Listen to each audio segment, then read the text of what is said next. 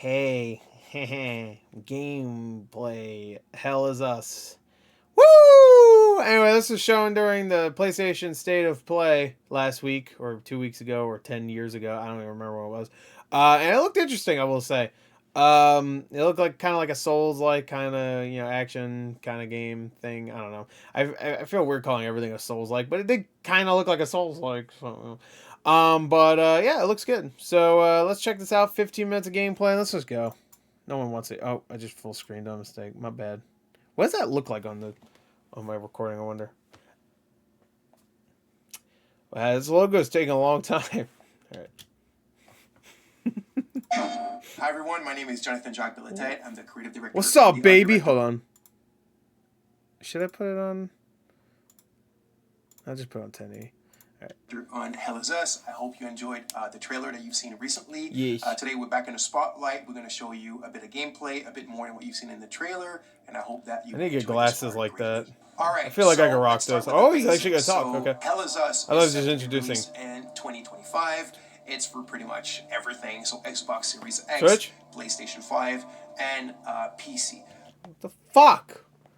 Oh, maybe it's coming to Switch too. You can't say it. So the game is a bit of a take back to games from the 1990s. We're a team of passionate people. The average on the team is like 20 years of development experience. So we're from a different generations, and we have a lot of love for how the games in the 90s were made and how they were played and experienced. Especially the fact that there was no hand holding, there was no silver plattering. You kind of had to figure stuff out by yourself. You were really in control of your exploration and your own discoveries, and this is what we're trying to do in Hell Is Us. Obviously, I like that. With modern flair and kind of like modern knowledge of game design and whatnot, but very much put you back in the driver's seat of your experience and of your exploration. Being in the driver. Actually, no, I hate driving. driving. And the joy. Dude, that water ripple looking good. I like that. So Hell Is Us takes good place water. in a country called Haiti. Haiti is in the Hades of a vicious civil war. You play the role of Remy. Remy is actually from Haiti. He was born there, but his mom I'm about to make a name for myself. Like it sometimes happens in those countries. And what I mean by that is Haiti is a hermit state, is a turtle state. It's completely closed off. Guys, did you get that reference I just did? That's pretty good. You never get it. You ever see Deadpool Wolverine? I'm about to make a name. I'm about to make a name for myself. No one get that. You should go see Deadpool Wolverine, little indie movie. On itself, nobody goes out, nobody comes in, and that's why Remy's nobody comes out, nobody gets. What is it, my house? He grew up in the foster home system or the foster system in Canada. He's always wanted to come back to Haiti. He wants to find his parents again. He wants to I'm jealous of those graves. What? That's a good looking. I like it. It's shining light on him too. That's nice. He's got a lot of I kind of like that actually. Nice little oh, what do you call it? It's like directing you to what they want you to see, but without having a big ass marker saying "look over here." For them, he understands why they abandon him, but yet abandonment is pretty much the biggest trauma that a child can have. And there's like a loop that hasn't been closed properly for him towards this situation and his parents. When the game starts, Remy has finally been able to infiltrate Haiti during the brutal civil war that I was talking about. Nice. Remy is a ON peacekeeper. He quit his post. He went AWOL, infiltrated the country, and this is where the game starts. Remy remembers two things, and that means the players remember two things. It's that his village of birth was called Jova, and his father was the blacksmith of Jova. Those are the only clues you begin the game with, and these are the only clues that Remy also know. So equipped with this knowledge, with these clues, you begin the game, and you try to find your way to Jova. The way he described this, and the way, just the way the game looks, you wouldn't expect it to be like a straight up I guess you'll see. Right. You must be lost to wander around Sinedra Forest. Oh, pretty good facial animations for side character, I see. A group of strange-looking soldiers arrived here last night in an APC. And perhaps you can ask them for help. It's not the first time I've seen them. They always seem to be snooping around here for something. They parked their APC just beyond the woods, to the north. Once in the woods, follow the wind chimes. They will lead the way through. Okay. I got it The itchy. gate to enter the woods is locked. This is Here, Ernest. take this key to unlock it. He doesn't look scared, stupid. Oh, God, kill me. Okay, so let's talk about this design philosophy that I've mentioned earlier, which Now, that's a 90s reference. That guy would probably like it. Is something that I had been thinking about for quite a few years, and the team as well, which is, if you look at modern day or contemporary adventure games and RPGs, pretty much everything is given to you on a silver platter. What I mean by that is when you explore everything... You know what? Fuck this. I'm putting this in 4K. In front of you, you know, you have your compass on top of you. That's like It looks like it might be 30 frames, though. Detects, you know, all the caves and all the cool stuff around you and the towers. That could just be playback for me. It just appears magically, and you have your map, and you have your mini map, and you have your quest markers, and you have your objective markers, and you can drop your own markers and your quest journals, and it just never ends. And if you think about it, what happens with that is that you're not truly exploring. You're just kind of like flying by wire. And when you find something, it's not really your discovery. It was kind of handed to you on a silver platter. So what you're looking at now is we're having a discussion with a bloke named Ernest Cadell. He's telling us certain information. And then he tells us it's quite far. You need to hitch a ride. You might find people that are willing to give you a ride. It's up to the north of my house, so you're going to have to use your compass, but your real compass, right, with the coordinates on it, north, south, east, west, blah, blah, blah, and follow that. And he tells you that in the Lost Woods, in order to find your way out, just follow the wind chime. Was that a 90s reference? Because I know SpongeBob started in the 90s. But was that in the 90s, that episode? East, I thought you said West. That was probably in 2000. He says, I've attached them there for my kids when they were young because they kept them getting lost in those bloody woods. And then he tells you, follow the sound of the wind chimes and you'll find your way on the other side of the woods. That's how we do it. It's very organic. See, I like this. Yeah, organic. That's the word I was looking for. Someone in real life could have told you the exact same thing. So the environments, the visuals when I was talking about the sunlight, are not just there to illustrate, they're there to communicate. So you need to play the game, you need to open your eyes, you need to open your ears to what NPCs tell you, and you'll find I can't close my eyes for this? Your way. Fuck. And you'll discover things, and you will truly own your discoveries and the great joy that comes with that. Come enjoy. Yeah, that fits. Just go in it. It's a door. Just go in it. Okay. So here's another scene, another section that could be considered part of our player plattering philosophy. So the way he's dressed here reminds me of Death Stranding a little puzzle, and there's obviously that cape physic looking good. Look at that. The puzzle, but nothing eventually is going to tell you. You know, if the player ends up kind of like waving around, time to find a solution. There's not going to be any artificial kind of. He looks like the thing on his back is going to be the to tell you if there's a bead. Are they called BDs? That are going to help him or tell him what to do. Remy's not going to start talking to himself, or i.e. talking to the player. Oh, thank God. I'm so sick of it. Really dude, I'm so sick of that, bro. When a character's just like, I need to do a thing here. Like, shut the fuck up. I don't mind a character talking to themselves, but when it's just like, you immediately get into the room, it's just like, oh, let's see what we have to do here. Maybe I have to go up there. I'm like, shut the fuck up. And then when a game's like, you're taking your time because you're like looking around, seeing you find secrets or whatever, and then they're just like, go this way. I'm like, fuck you, don't tell me where to go. Like, what game was I playing recently? I was like that. I was streaming it too because I remember getting really annoyed. This was like, shut up, stop telling me where to go. I forgot what game it was. It might have been Astrobot. Actually, thinking about it, no, I feel like it wasn't. I don't think Astrobot would have done that. What game? I'm gonna look. Sorry. I mean, I'm not sorry. It's my fucking video. If I want to pause, I'll fucking pause. You can suck my balls if you don't like it. But, let's see. Hold on. Actually, I'm going to take my time, actually. You can just skip. You can do that. Let's see. I'm looking at all my live streams recently. Let's see. What game was it? Was it Warhammer that was like that? No, I don't think it was. I don't think it was any of these.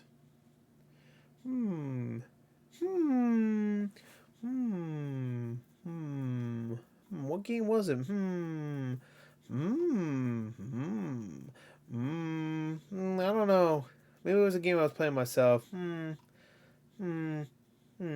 Okay. Alright, I guess it wasn't any of these. I'm gonna keep looking though. I'm just looking at all of my live streams I've done this year. Wow, so many. Wow, that's crazy. So many of them.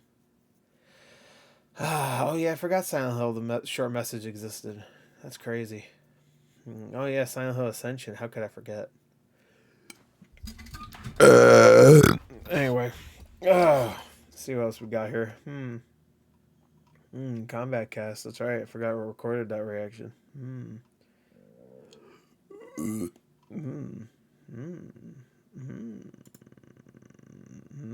That's crazy. I hope a developer isn't watching this. I'm just being a dick. All right, let's get it. Doesn't matter. People see. You just skip. That's why I never understood. Like, what the fuck, man? Just get back to the reaction. You have fingers. I know your TikTok brain don't fucking can't like just like cool down for a second. You need to process the info. Which is crazy why you're even watching this. This is still a 15-minute video. And it's a guy talking while they're walking around slowly looking at things. Yeah, there's no TikTok brain people watching this. Come out, and in the way that the player plattering. The hell is this? Is a Call of Duty? This we have a good Call of Duty shoot a guy. Here with your trusty drone. Named Cappy. By the way, you can tell that Remy has his poncho and he has his sword and he has his drone. So it's after he's acquired them, right? Because at the beginning of the game, you saw he was not dressed. Just materialized. There's a reason why he ends up dressed like this. There's a reason why he needs these things, this equipment. But we don't need to. This game's looking kind of cool, and so far they haven't shown any combat at all. They've shown it before, but they haven't shown it in this. Is what I mean. And the drone has a software. I was expecting it to be so exploration based. Specific one can translate the engine. And finally, the sinners will fall into the fucking what? Into the fires of hell. This specific one can. Dude, I'm getting Long Legs vibes, bro. We're deciphering codes about hell. Hell yeah, let's go. So this puzzle, the way that it works, you need to kind of like explore and observe your environment around this specific puzzle in order to find the clues on how to solve it. You need the drone. Your trusty Cappy. His name is Cappy. Also, there's something behind that, of course. He's a capybara. Translate those old doesn't texts. look like one. It gives you little passages of a poem or a psalm or something I am Chappy. like that. And through what they tell you and the order in which they seem to have to be pieced back together, you find your clues on what this puzzle does and how to solve it. So again, the players are kind of like just led to their own devices. Yeah, this guy's doing a good job of explaining this too. I already have a feeling some people go be like, "Well, this guy's yapping." They'll say the same thing about me, but because he's talking a lot, but you can tell the passion for this is there. But things are there. The answer. Even though I think you can see on his glasses I want to say that might be like a teleprompter or something like that. You see a screen on his glasses. Probably just like little guiding points or something, like talk about this now, and he'll just be like, blah, blah, blah. That's what I used to do for like movie reviews and stuff. I wouldn't have it written out, but I would just have like, all right, do this point now. I'm like, all right. You have to explore, and again, I repeat it, you have to open your eyes and open your ears. Open your eyes, open your goddamn ears. Yeah. I'm actually trying not to pay attention to this. I know Twin Serpents, that one. And then diving to hell, I guess. It's hell yeah. Okay.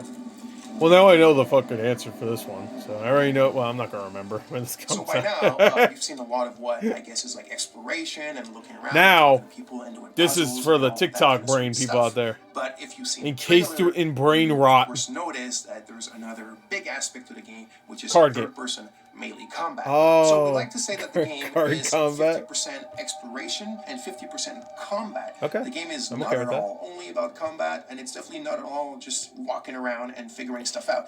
It's a combination of both. And we also think that the way that we've combined them is quite refreshing. I don't get a 90s vibe from this though. It almost feels like I want to say.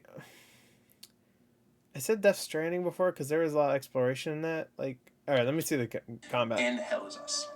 So, like I said, combat is an integral part of the game. I do want to emphasize now that we're not a Souls-like game. Thank you. The game is a lot more mid-core. It's have fun, get in it, and dude, this guy, the enemy's fun. He's like doing like dance poses or something. And slash, it doesn't mean it's easy. It's not overly hard. There's a learning curve. There's subtleties. There's little things that we've invented just for the flair and. So it's gonna be like a Black Myth. Hell is Us. It's very crunchy. I think the friction is pretty crunchy. Good. And, I like when people enjoy it. refer to their gameplay as crunchy. of enemies in the game. So we have kind of like the more common enemy type. The fuck's going on with you, bro? Are you a fucking stingray? Which we call the Hollow Walker. Oh, okay. So it's these kind of humanoid, bipedal, white enemies that you can see here. Hey, well, come on. You don't need with the holes in their faces. You don't need to talk about this.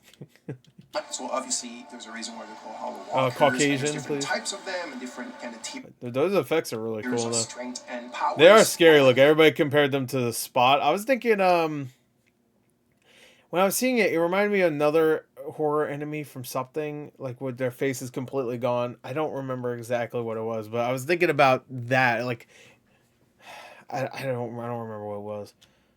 But the Spot for sure, yeah, I see that. Pretty much the biggest threats in the game. Nice. It's what we call like a dual entity. So it's like a Hollow Walker has a haze. And the graphics are looking really good. I like the animations are really good. So it's when the haze is present. I'm not going to get into the details right away of what the haze represents. It's all part of the lore and what you will figure out in the game.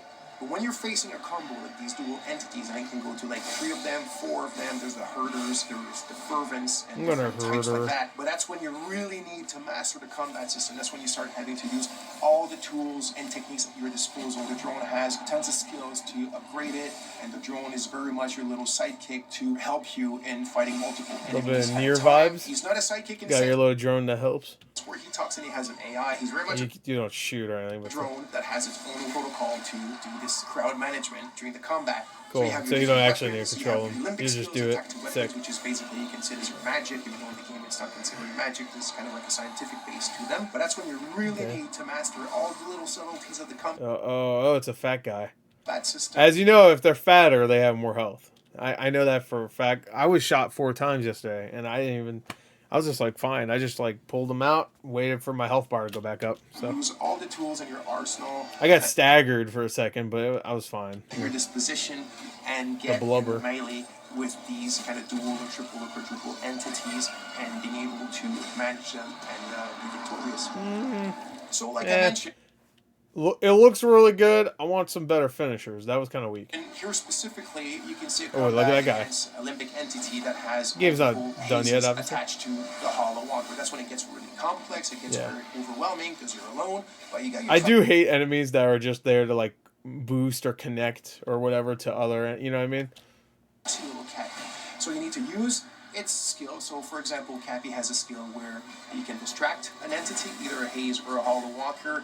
You can use the forward charge, which is one of my favorite. You also have the Typhoon. You have the super dash skill, which is another one of my favorites. So you can start dashing sideways, forward, backwards, really, really fast. It gives you like this Japanese action game style. And then you also have your Olympic skill. So you need to find the glyphs in the game, and you need to attach them to your weapons. And this is when you start getting powers that come from these weapons that allow you to take care of these enemies in much more powerful and kind of like impressive ways. That's when the VFX and the sound effects all come together and give you this combat bang that we all like and love. Okay, so now let's take a little pause from the combat and let's go back to the investigation and the exploration. So, like I said, there's no silver patterning. There's none of these kind of like fly-by-wire. It's up to you to figure out what your kicker is. What I mean by kicker is what you're supposed to achieve at this specific moment, what you're actually looking for. Wait, go get that. Oh, no, that's a manual save. And how to look for it, right? Remy and the players are at a ratio information, which is 1-1. Doesn't have his It's in Atlas and Marshes. It's quite a ways from here. So one of the tools that we're providing you to still kind of help you a bit and manage this 1-1 kind of like knowledge ratio is your data pad.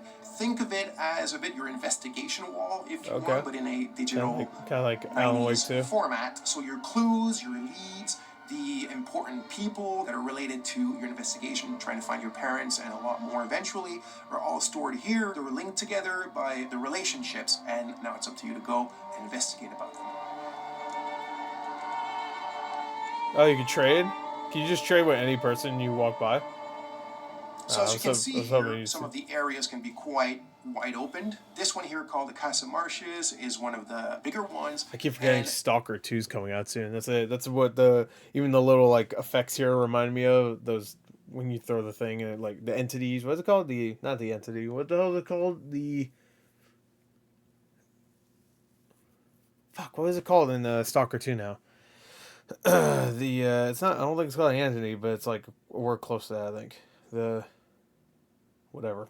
As Just remind me of that. Quite a bit already. The game doesn't hold your hand or doesn't really tell you where to go. So out of your main leads or clues or ideas that you have in your head of the hung bodies off the tree, what you're supposed to do or where you're supposed to go at any given moment, you will also be attracted by a lot of points of interest or just little things in the environment that pique your curiosity. And as you walk towards them or explore, that's when you'll start also making a ton of like peripheral or side discoveries on your own, things that you cannot solve right away, or things that you might think that there is a thing to be done with it when there's none, and it's all part of the fun stuff and the kind of like experience that we're providing in the game. Fun, so as you can see here, the fun stuff like this, so fun. I'm sure they deserved it. There's a tree with people that have been hung. The fun stuff. Like I said, this takes place during a very vicious civil war between two different ethnicities in the countries that are still basically the exact same people. And you found this tree. It's actually not part of the Golden Path or not part of something tremendously important in the game, but there's still something bloody plushy fun around it. There's still something to be found, and it's probably linked to more stuff that you can do in relation to it. But that you had to do your own exploration to find it. Isn't it just so nice? Like, I want to explore this world. Isn't it just so nice to see open world where you actually want to fucking explore it? Dude, a certain company that released a game a month ago couldn't do it, even though they're the supposed kings of open world games. And even more of your own exploration. Which would bullshit. We all know Rockstar is, but some people think this company, I'm not gonna say names, is, which they're the kings of generic sandboxes. I'll give it that. An investigation to figure out what it's linked to and what you can do. I want to explore this all. From it looks so creepy and spooky. So here we are in a dungeon in the game. So yes, the game has dungeons. This was really important to us. Like I said at the beginning, there's a bit of a love letter to games from the 90s. But one of the challenges was the game takes place in a contemporary setting. The game takes place in 1993. And yet we still wanted dungeons in the game, and I didn't want the dungeons to take place in an abandoned metro station or, you know, in an abandoned factory because it's the modern era. I still wanted the dungeons to be very ancient things, and this brings us to another really important aspect of the game, or one of the very important themes of the game, which is history, historicity, deep history, so history that goes even before history. So there's a lot of mysteries and a lot of lore, and the origin of what's going on in the country and the link to the Civil War is all tied. It's very strange, the manual saves, though, I will say. The floating newspapers? What the fuck is that? No, I thought it was like a stack of newspapers or something. It kind of looks like it has text all over it. I can't tell exactly what it is. I won't get into too much details because that will be part of another video for you guys. Thank you. You can see a bit of it here, and it shows you the varied palettes. You did a solid job of showing this game. Have in the game, which also I think is something quite interesting and unique that we're doing in Hell Is Us. This is looking fucking really good. Like, graphically, it looks great. I didn't think like it looked like amazing visually in that trailer. I think this was definitely a better showing for this game. Thanks for being with us. I hope you enjoyed it. I'm extremely grateful to have you guys following us, the team as well. So just to repeat, the game Hell Is Us will be released in 2025, Xbox Series, PlayStation 5, and PC. And I'm surprised they didn't cut out the part where he said Xbox Series, considering it's on the PlayStation. More coming soon. YouTube channel. This is just the beginning. We'll explain other aspects of it and get into sometimes a bit of the minutia. So stay tuned and speak to you soon. I think he said it earlier in the video, but I didn't really think about that without watching this on the PlayStation. Hell Is Us. Now, is it us like US? He did say us, so there you go. Xbox logo is not there. I wonder if that's just because PlayStation doesn't have the... They're not allowed to show the logo more so than anything else. Same thing with Xbox. I don't know. Who knows? I'm sure someone does, but I don't fucking care. Anyway, that's a question to ask. Didn't really care. Anyways, there you go. That's Hell Is Us extended gameplay video. Very well done gameplay video. You can tell he's very passionate.